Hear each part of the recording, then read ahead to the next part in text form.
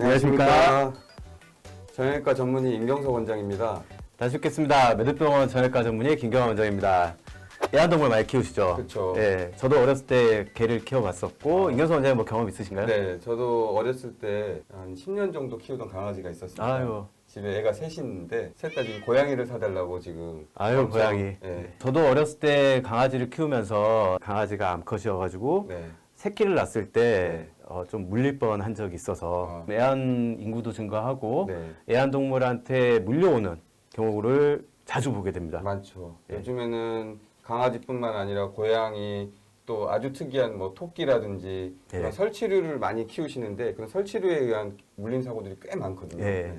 임 원장님은 그 애완동물한테 물리는 사고를 외래 보다 보면 일주일에 한 몇 건 정도 경험하시나요?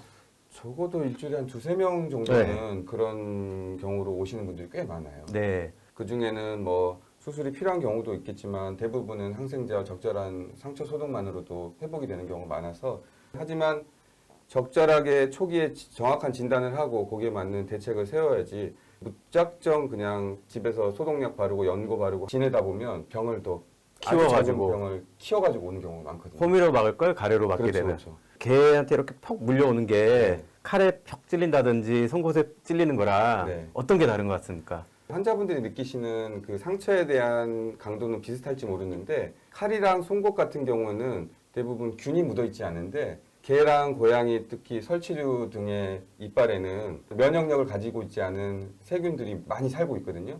그런 것들에 의해서 물림 사고가 일어나면 상처가 생기는 것뿐만 아니라 그 이빨이나 입속에 있는 균들이 같이 오염이 되기 때문에 그런 걸로 인한 감염의 위험성이 굉장히 높습니다. 네. 그 애완동물을 비하하려는 건 아닌데 네. 강아지 같은 경우는 사실 자기 입으로 항문도 네. 핥기도 하고 네. 털갈이도 하고 네. 심지어 어디에서 뭔가를 주워 먹을지도 모르는 그런 그 네. 구강 상태이기 때문에 그렇죠.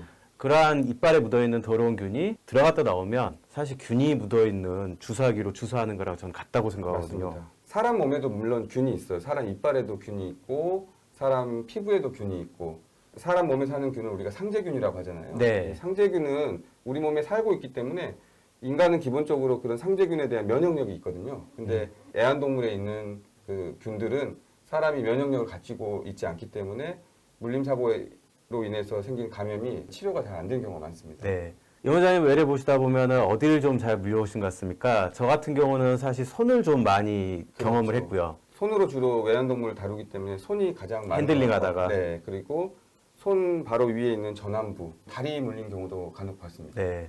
저는 애완동물이랑 이제 뽀뽀를 하다가 얼굴을 좀 물려오는 경우도 봤었는데요. 참 다양한 부위 잘 물려오는 네. 것 같습니다. 심지어 이제 자기가 키우는 개에 물렸을 때는 네. 사실 병원을 선뜻 오기가 쉽지가 않습니다. 그렇죠, 그렇죠. 그러면 병원 오면 비용도 비용이지만 대기 시간이랑 네. 진료비, 네. 나중에 또 실비 청구하고 그런 것도 상당히 번거로운 일이기 때문에 네. 병원을 잘 안 오게 되는데요. 그래서 환자분들이 상처가 작으면 괜찮고 크면은 심해서 이건 꼭 병원 가야 된다 이런 생각을 네. 하시는 경우들이 많더라고요. 네. 상처 크기와 일반적인 그 물림사고를 한 병세가 일반적으로 비례하는 건 맞습니다. 상처가 크면 클수록 병원에 가서 처치해야 될 게 많긴 하지만 그렇다고 작다고 해서 그 물림사고의 중증도가 낮은 건 아니거든요. 뭐 심층부 감염까지 일어날 수 있고 심한 경우에는 골수염이라든지 인대나 근육 손상까지도 2차적으로 생길 수 생길 수 있어서. 있죠. 네. 이게 꼭 크다고 항상 심하고 작다고 항상 괜찮고 그렇죠. 그런 건 아닌 것 같습니다. 네. 감염이 생기면 되게 무서운 게 감염이 심각하게 되면 균이 피 속을 떠돌게 되면서 이 폐혈증이라고 하는 아주 심각한 병까지 진행되는 네. 경우가 있습니다. 그래서 상처의 크기가 상관없이 일단은 전문가한테 한번 상담을 좀 받아보시는 게 저는 나은 좋죠. 방법이 예. 아닌가라고 생각이 돼요. 초반에 염증이 생기기 전에 좋은 항생제로 간단하게 하면 약으로 끝낼 수 있는 경우가 많은 것 그렇죠. 같아서 병원은 가급적이면 작은 상처라도 빨리 가는 게 네. 좋지 않겠나 생각이 됩니다. 간혹 작은 상처임에도 불구하고 이게 수술을 권하게 되는 그런 경험은 없으셨습니까? 크게 한 두 가지 정도로 생각을 해볼 수가 있을 것 같은데요. 네. 첫 번째 경우는 물렸는데 하필 위치가 좋지 않아가지고 힘줄이 노출돼서 힘줄이 찢어졌다. 네. 또는 신경 근처나 혈관 근처를 뚫어서 분명한 손상이 의심될 때는 작은 상처라도 꼭 수술을 하자고 하고요. 네. 두 번째 경우는 며칠 지나서 음. 고름집이 잡히기 시작했다. 네. 고름집은 이거는 절개하지 않으면 나올 수가 없기 때문에 네. 또 고름은 주변 조직을 녹이지 않습니까? 네, 그렇죠. 그래서 그런 경우에 있어서는 좀 수술을 권유하는 경우가 좀 있는 것 같습니다. 네. 그러면 물렸다 집에서 밤에 물릴 수도 있고 새벽에 물릴 수도 있고 그렇죠. 병원 지금 외래는 안 열고 그런 경우에서 1차 처치를 어떻게 하고 오는 게 가장 현명하다고 생각하십니까? 대부분 이제 환자분들이 당황하시니까 물리고 난 다음에 이제 화장지로 이렇게 그렇죠. 덮거나 지혈가루 네, 같은 거를 네. 뿌려서 오시는 경우가 대부분이세요. 많죠. 근데 사실은 균 치료에 도움이 전혀 안 되는 행위고요.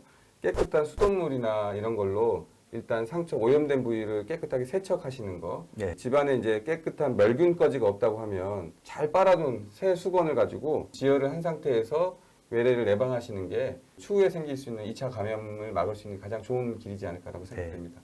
수돗물 같은 경우는 사실 염소 성분도 있기 때문에 네. 어느 정도의 소독 효과도 있고 네. 개의 타액이라든지 그렇죠. 흙가루 같은 거, 분변가루 같은 네. 거 그런 걸 씻어내는 것만으로도 의미가 있을 좋죠. 것 같습니다. 네. 물리거나 다치면 흉터가 가장 걱정되지 않습니까? 그렇죠, 그렇죠. 그래서 사실 외래 보다 보면은 개 물리고 얼마 되지 않았는데 피가 나고 있는 상황에서도 네. 전 뺄 때 쓰는 그 돼지 껍질처럼 생긴 네. 끈적끈적한 거를 네. 붙이고 오는 경우가 있어요. 네. 이런 거 이제 하이드로콜로이드 제제라고 하는데 상처가 나면 우리 몸은 자연적으로 상처를 낫게 하기 위해서 염증 반응이 생기거든요.